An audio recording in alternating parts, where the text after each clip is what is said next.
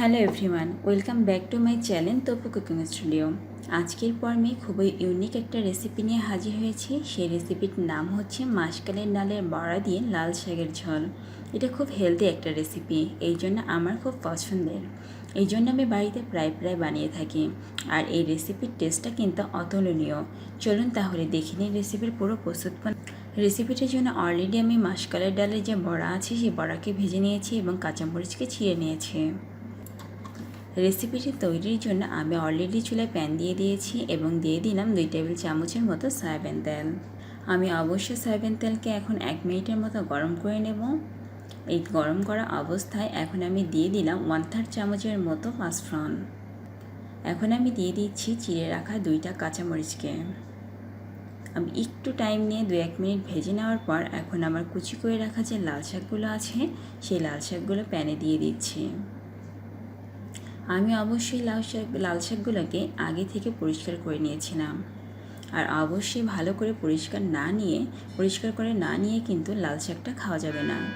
এই জন্য ধীরে ধীরে আমি লাল শাকটাকে পরিষ্কার করে নিয়েছি। এখন আমি দিয়ে দিলাম পর্যাপ্ত লবণ এবং পরিমাণ মতো হলুদ। আমি এখন লবণের সঙ্গে আমার সব শাকগুলোকে হাতের সাহায্যে মিক্সড করে ফেলছি। আমি অবশ্যই ঢাকা দিয়ে লাল শাকগুলোকে সিদ্ধ করে নেব। এই জন্য আমি এখন ঢাকা দিয়ে দিচ্ছি। আমি এখন ঢাকা তুলে ফেলেছি। দেখুন আমার লাল শাক থেকে কিন্তু অলরেডি কিছুটা পানি বের হয়ে গেছে। আমি কিন্তু এক্সট্রা কোনো পানি ইউজ করিনি। এই পানি দিয়েই কিন্তু আমার শাকটা সিদ্ধ হয়ে যায়। এখন আমি এর মধ্যে দিয়ে দিচ্ছি মাসকলাইয়ের ডালের ভাজা যে বড়াটা আছে সেই বড়া। আমি আবারও ঢাকা দিয়ে দিলাম। এখন আমি ঢাকা তুলে ফেলছি এবং দেখব আমার শাকটা সিদ্ধ হয়েছে কিনা। দেখুন আমার শাকে কিন্তু অলরেডি কিছুটা পানি আছে। এখন আমি দেখতে পাচ্ছি আগের তুলনায় আমার শাকটা অনেক কমে গেছে।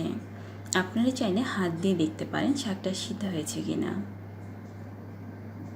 এখন আমি এই মশলা দিয়ে দিচ্ছি। এই মশলার মধ্যে আছে 1/2 চামচ জিরা বাটা, 1/2 চামচ আদা বাটা এবং 1/2 চামচ কাঁচামরিচ বাটা। এই 3টি মশলাকে আমি পানি দিয়ে গুলে দিলাম যাতে আমার মশলাটা খুব সুন্দর মতো কষানো হয়। আর মশলায় যদি আপনারা পানি ইউজ না করেন তাহলে কিন্তু দেখা যাবে মশলাটা খুব দ্রুত পুড়ে যাচ্ছে।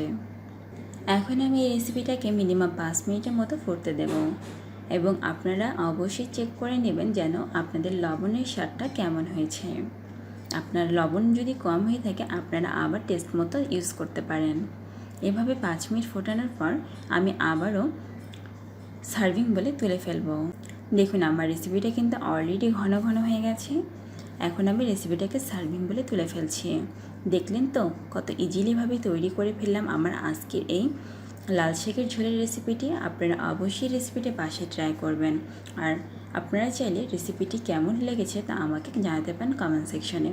এরকম মজাদার রেসিপি পেতে অবশ্যই আমার চ্যানেলকে সাবস্ক্রাইব করুন। আজকের মতো এখানেই বিদায় নিচ্ছি। আগামীকাল দেখা হবে নতুন আরেকটি রেসিপির সঙ্গে। সবাই ভালো থাকুন, সুস্থ থাকুন।